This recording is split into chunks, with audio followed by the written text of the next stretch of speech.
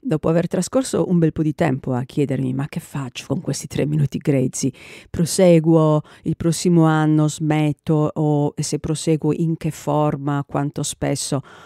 Poi un giorno mi son detta: "Ma posso anche smettere quando voglio e poi riprendere quando ho qualcosa da dire."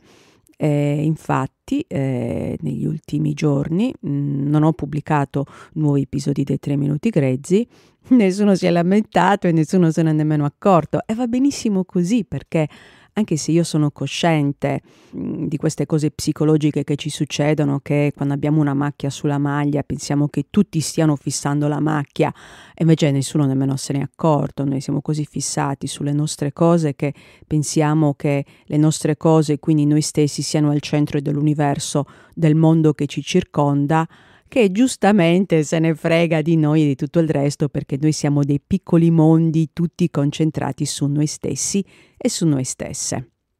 È un po' una rottura questa cosa della lingua italiana, che tutto deve essere al maschile o al femminile. Quando si vuole essere inclusivi bisogna ripetere il maschile e il femminile. Comunque chiudo qua la parentesi. Sì, ho deciso che farò i 3 minuti quando ho qualcosa da dire.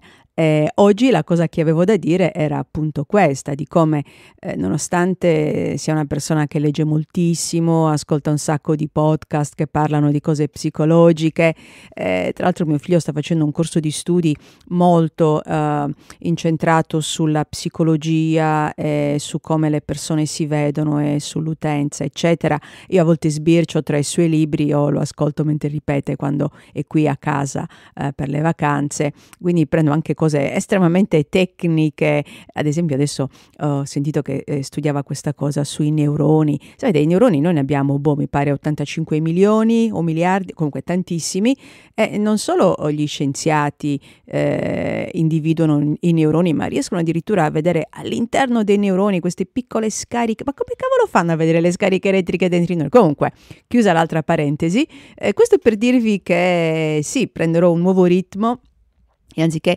scapicollarmi come ho fatto durante diverse trasferte in Francia, in Germania, in Giappone quest'anno, che mi sono fatta non in 4, in 20.000, per riuscire a pubblicare ogni giorno, nonostante tutto, pioggia, nebbia, fango, quant'altro, mancanza di internet, quello era solitamente il problema.